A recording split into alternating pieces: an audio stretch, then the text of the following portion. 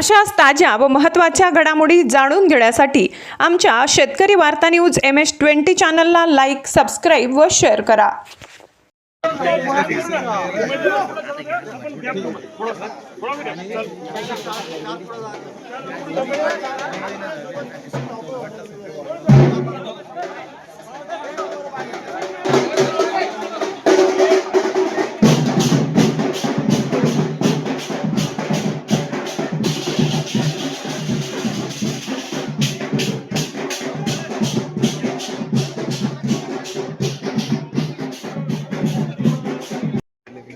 आज 2026 सार्वत्रिक महानगरपालिकेच्या निवडणुकीच्या संदर्भात आज प्रभाग क्रमांक 2 मध्ये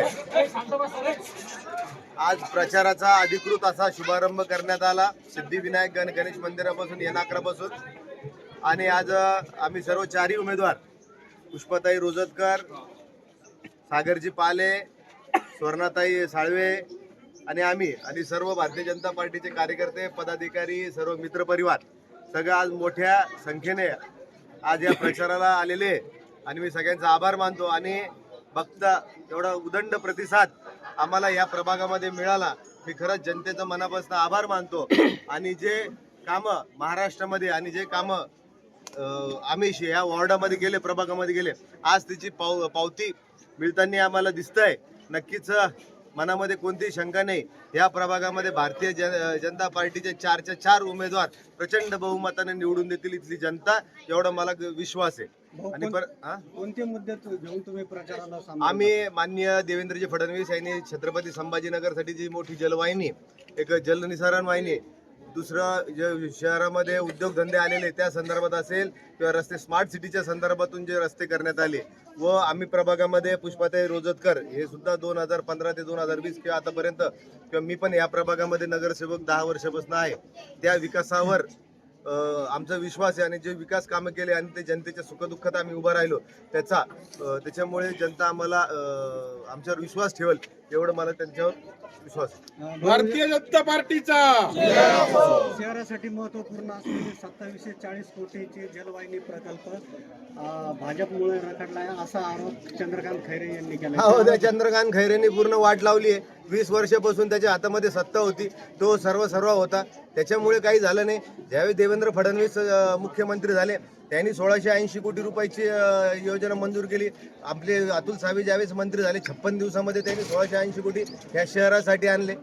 त्याच्यानंतर सरकारने कोणी दिलं? उलट महाविकास आघाडीच्या उलट हे पाणी 2 वर्षापूर्वी मिळायला पाहिजे होतं. महाविकास आघाडीचं सरकार 2.5 वर्ष होतं, त्या कारणामुळे ते 2.5 वर्ष हा प्रकल्प रखडला, म्हणून आज लेट पाणी झालं. त्याचं आतापर्यंत दररोज पाणी मिळालं असतं. आणि काळजी करू नका, एकनाथ शिंदे त्यानंतर देवेंद्र फडणवीस ज्यावेळेस हे मुख्यमंत्री झाले त्यांनी प्रत्येक 2 महिन्याला बैठक घेऊन याचा पूर्ण प्रकल्प कसा पूर्णतः जाईल याची त्यांनी खबरदारी घेऊन त्यांनी जवळजवळ 99% हा कार्यक्रम प्रकल्प पूर्ण झालेला आहे. येणाऱ्या 1-2 महिन्यामध्ये प्रकल्प टेस्टिंगही चालू आहे, प्रकल्प पूर्ण होऊन जाईल आणि जनतेला येणाऱ्या उन्हाळ्यामध्ये कुठेही फिरता गरज पडणार नाही आणि सगळ्यांना मुबलक पाणी मिळेल, एवढं आम्हाला विश्वास आहे. या निमित्ताने मतदारांना काय आवाहन करणार? मतदारांना एवढंच आवाहन करीन, मतदार हा सुज्ञ, त्यांनी केलेले विकास कामावर मतदान करावं, कोणत्याही भूल थापेला बळी पडायचं नाही.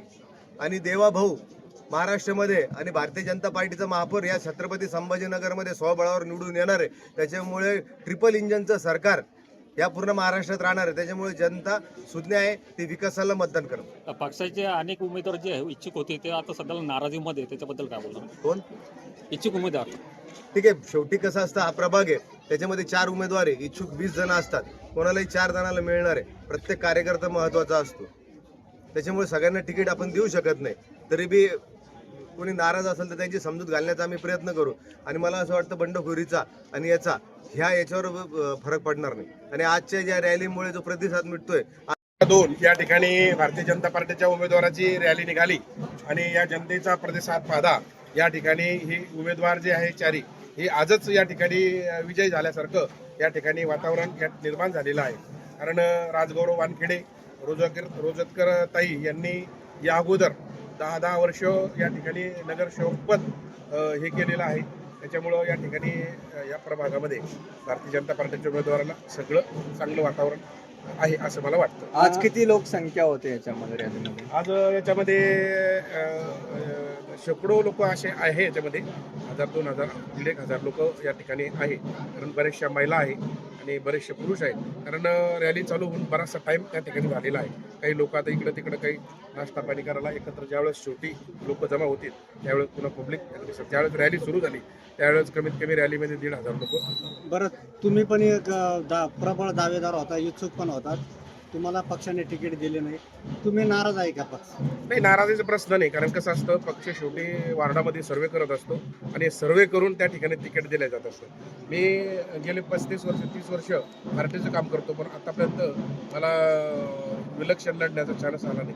परंतु मी पार्टीवर हे नाही, कारण पार्टीचे जे उमेदवार देत असते किंवा निर्णय घेत असते ते हिताचा निर्णय घेत असते. कारण त्यांच्या ते सर्वेमध्ये ते हे होत असतं आणि पार्टी मला जरी उमेदवारी मिळाली नसेल किंवा याच्या अगोदर मला चान्स मिळाला नसेल, परंतु शासकीय कमिटीवरती पार्टीने मला आतापर्यंत याच्यामध्ये सामावून घेतलेलं आहे.